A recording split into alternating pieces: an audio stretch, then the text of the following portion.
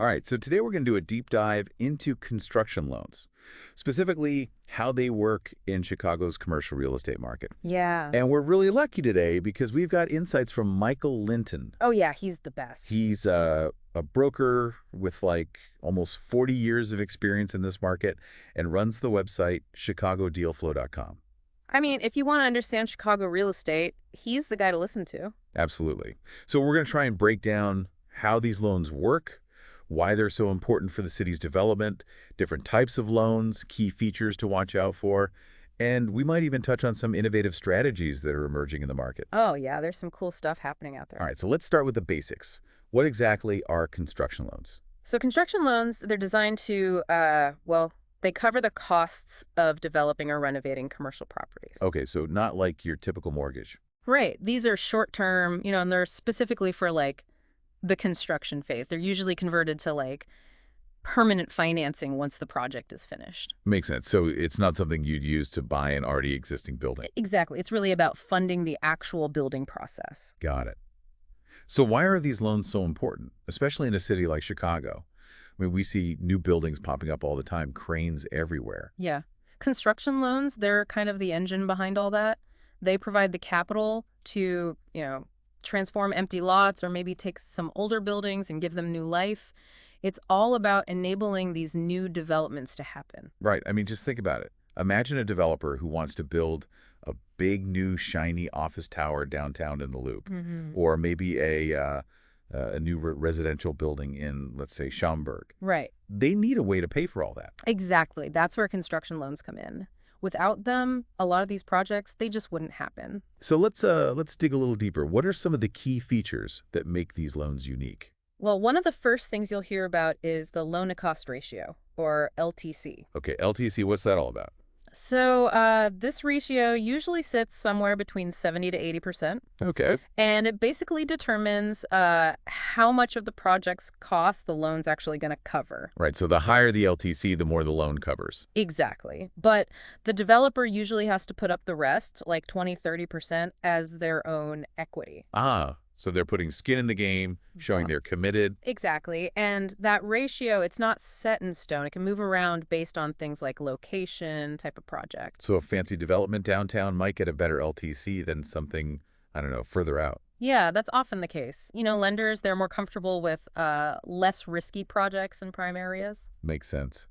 Now, Michael Linton also mentioned this thing called a draw schedule. Oh, yeah. What's that about? So with construction loans, the money isn't just given all at once. It's dispersed in stages, kind of like chapters in a book as the project progresses. So they hit certain milestones. Right. Like, let's say you're building a retail space. Yeah. The first draw might be after the foundation is laid. Okay, Then another draw after the framing is up. got it. So it's kind of a way to make sure the money's being used properly. Yeah, exactly. It keeps things on track.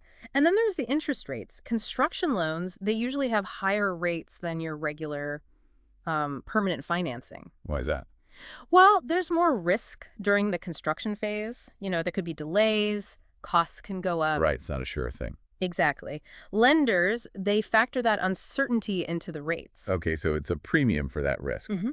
Now let's talk about different types of these loans. I'm guessing there's not just one kind. Yeah, there are a few different flavors. You've got your traditional construction loan. That's your standard one for building from the ground up, like if you're starting a brand new office building.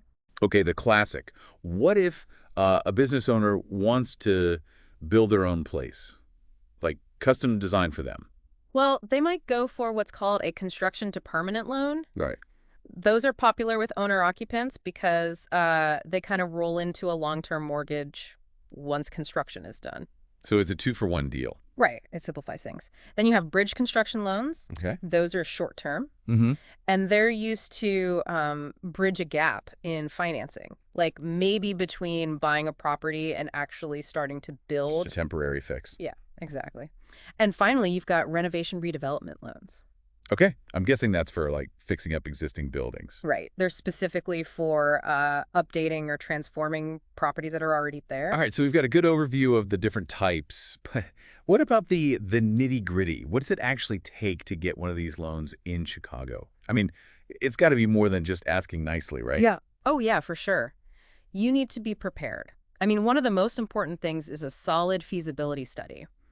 Lenders want to see you've done your homework, Okay, like market research, strong financial projections, especially for projects in newer areas. You got to show them this thing's going to work. right. Convince them it's a good investment. Exactly. And your team matters too. Having experienced contractors, architects, lawyers, that adds a lot of credibility. So it's not just about the project itself, but the people behind it. Absolutely. And then a detailed budget and timeline are crucial. Lenders want to see a clear roadmap. Like, how's this whole thing going to unfold? So they know you've thought it through. Yeah. And don't forget about contingency planning. Ah, yeah, because things happen, Ah. especially in Chicago. Oh, totally. You got to have a buffer for delays, unexpected costs. Chicago's weather, it can be unpredictable. Yeah, and those zoning regulations. Right. You can get complicated. And lastly, you need a clear exit strategy. How are you going to repay or refinance this loan once the project's done? Show them you've got a plan. Exactly. Whether it's securing tenants, a marketing plan, you got to demonstrate that long-term vision. So it's really about building confidence. Show the lender you're in it for the long haul.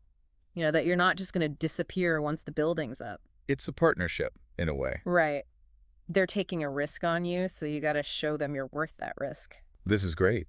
But Michael Linton also talks about these new strategies that are popping up. Oh, yeah, there's some really interesting stuff happening. Maybe we can dive into those in the next segment. Definitely. We've talked a lot about the specifics of these loans, but I think it's important to remember Chicago's real estate market. It's a pretty unique animal. It really is. I mean, every neighborhood's got its own vibe, Yeah. its own history. Exactly. And that plays a huge role in how these construction loans are actually structured and managed. I see what you mean.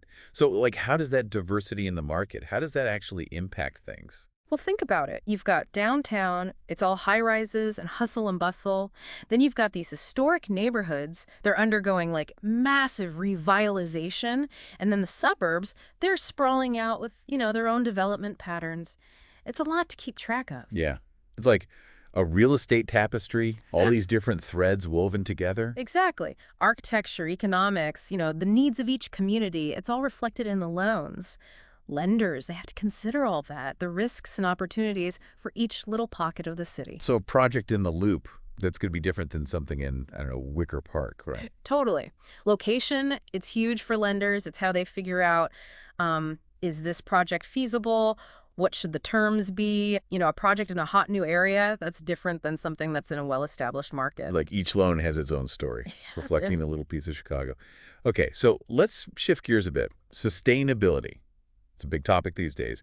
How does that factor into all of this? It's great to see people thinking about sustainable design, making buildings that are good for the planet.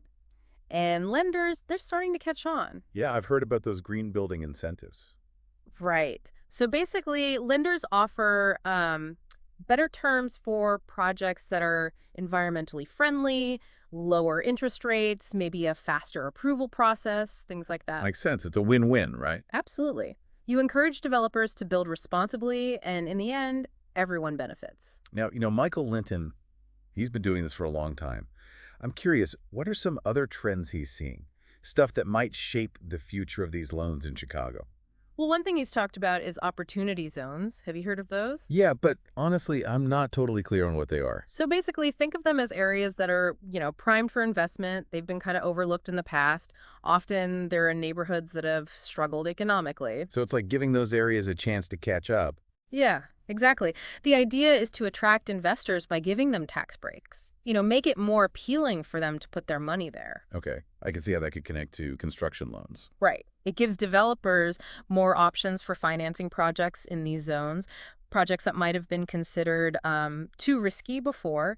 It can really jumpstart revitalization. It's like using private investment to create positive change. Exactly. But, it's important to do it right. Make sure it benefits the community, the people who already live there. It's got to be about more than just profit. Absolutely. And then there's technology. It's changing everything, right? Even construction loans. Yeah.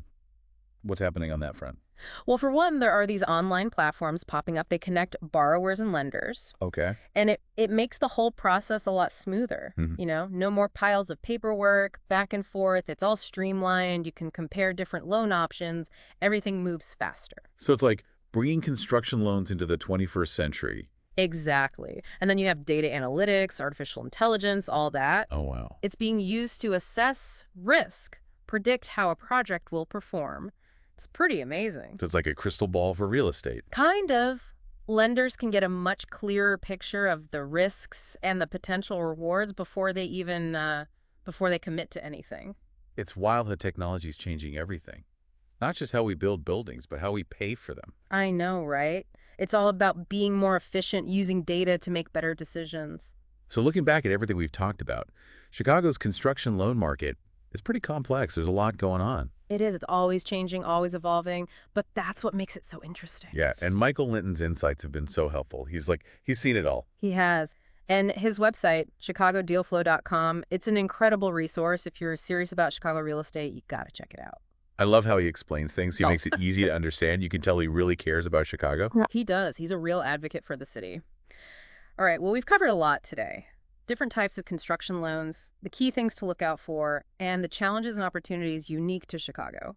We even touched on some of the bigger trends like sustainability, these opportunity zones, the impact of technology. It's a lot to take in. It is.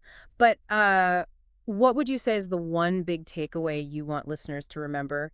It's about understanding that construction loans, they're more than just, numbers on a page. They're the tools that actually shape our city. Yeah, they're literally building the future. Yeah. From those massive downtown projects to the smaller developments that revitalize neighborhoods. Exactly. And Michael Linton, he really drives that point home. Understanding the market, being aware of trends, and most importantly, developing responsibly. It's all connected. And his insights, they've been so valuable in showing us how it all fits together. He really demystifies the whole process. And his website, chicagodealflow.com, it's a goldmine for anyone who wants to dig deeper. Absolutely. Okay, so as we wrap up, I think what's really clear is that construction loans, they're not just about financing buildings. They're about investing in Chicago's future. That's a great way to put it. I mean, think about it. Every project, it creates jobs, improves infrastructure, revitalizes neighborhoods, It's ripple effect. and those ripples, they can have a huge impact on the city as a whole. Yeah. But it's a responsibility, for both lenders and developers. Yeah, it's not just about making a profit. It's about creating spaces that are sustainable, that benefit everyone. Exactly. We need to be thoughtful about how these loans are used, make sure they're contributing to a better Chicago, for all Chicagoans. Couldn't agree more. Well, folks, that's our deep dive into construction loans in Chicago. We hope you found it informative, maybe even a little bit inspiring. We covered a lot of ground, different types of loans, the key things to consider, and the unique challenges and opportunities here in Chicago. Plus, we touched on those bigger trends, like sustainability, the impact of tech, the whole thing. It's a fascinating topic. And if you want to keep learning, make sure to check out Michael Linton's website, chicagodealflow.com. It's a fantastic resource. Definitely. He's got great insights, market analysis, you name it. All right, so until next time, keep exploring, keep asking questions, and keep an eye out for our next deep dive into another captivating topic.